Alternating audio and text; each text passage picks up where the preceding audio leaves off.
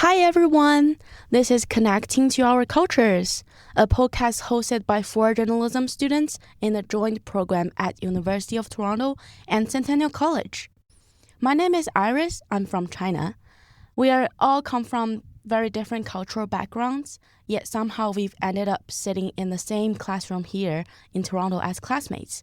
Outside of school, we each spent time in our own cultural communities, experiencing how our home cultures show up in the city.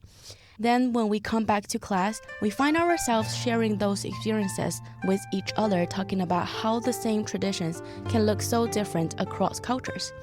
And we realize these conversations are actually fascinating. There's this natural curiosity we all have about each other's cultures. So we decided to turn that curiosity into a podcast. That's how Connecting to Our Cultures was born. And you might be wondering why TO is capitalized in the title. That's because TO stands for Toronto, the most diverse city in the world. In each episode, we'll explore how different cultures continue to exist and evolve here in the city today. Hi, I'm Hazel. I'm from Hong Kong. In our first episode, Iris and I will be talking about Lunar New Year and how it feels like to celebrate it here in Toronto. Hi, I'm Tayo. I'm from Nigeria. Speaking of that, I've noticed recently that many people that are not Chinese are celebrating Lunar New Year. Have been seeing those horse decorations everywhere. I believe it's the year of horse, right? Yes. In episode 2, I'll be exploring Nigerian food, religion, and everyday culture in Toronto. I don't think many people realize there's actually little Nigeria here. In Toronto, everyone comes from somewhere.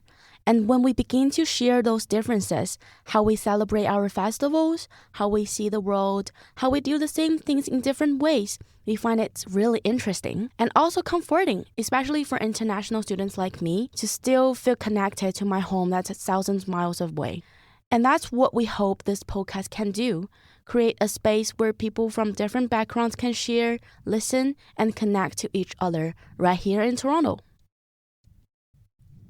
新年快乐，马年大吉. That means Happy New Year and wishing you the great fortune in the year of horse. 恭喜發財. In Cantonese, that means wishing you prosperity. During the Lunar New Year that just passed, I'm sure many of you have heard these greetings around the city, so we'd like to pass these wishes on to you as well. This year is the year of the fire horse, and in Chinese culture, the horse represents energy, freedom, and moving forward. Yeah, it's seen as a symbol of strength and momentum. Like the idea of continuing your journey. Which kind of resonates when you're living far away from home, always adapting and always moving forward. And something special this year, Lunar New Year began on February 16th and actually lined up with the family day, so we got a day off. Which almost never happens. Yeah, this was actually the first time in the past few years that Lunar New Year here came with an actual holiday. In China, this is the biggest festival of the year. It's kind of like Christmas for us when the whole family comes together. Students usually get a month of winter vacation, and working adults often get a 10-day holiday. But here in Toronto, we still go to school. So celebrating here feels a little bit different. Like for me, celebrating Lunar New Year here has really changed the way I experience it. Back in China, the New Year's Eve dinner is usually prepared by my parents and grandparents. I just show up and eat.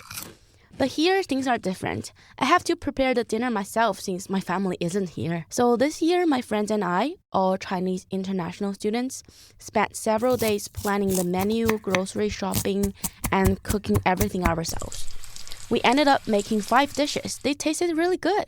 And it felt really meaningful that we made the dinner ourselves. Another thing I've started doing here is going out to Chinatown to watch line dances or even write spring couplets. Spring couplets are red banners with black things that Chinese people hang on their doors during the Lunar New Year.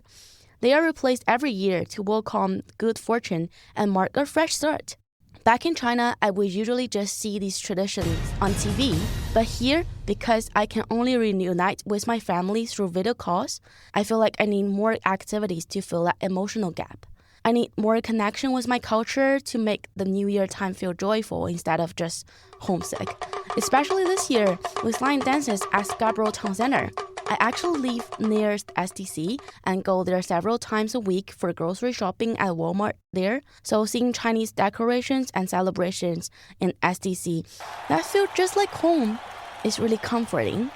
It makes the festival atmosphere feel much closer to my everyday life instead of something distant. What about you, Hazel? Yeah, I really relate to that. I think it's more about finding ways to stay connected. And in Toronto, that connection is very visible during this time of year. Lunar New Year celebrations are happening all across the city, from Chinatown festivals to community parades and cultural performances marking the Year of the Horse. February is also the Chinese Heritage Month in Ontario, because that's usually when the lunar calendar ends and starts a new year. So even if we're here in Toronto, we're not missing out on our celebrations. You know, when I was at work last month, a customer actually came and asked me what year's next year. In my head, I was like, next year is 2027. And my manager answered, oh, next year is the Year of the Horse. So that's how multicultural Toronto is. People with different backgrounds are sharing their own culture. So I talked to Tai Lee earlier. He is a radio personality from Singtao A1 Chinese Radio. We talked about how Chinese traditions continue to live and evolve in Toronto. Let's hear from him.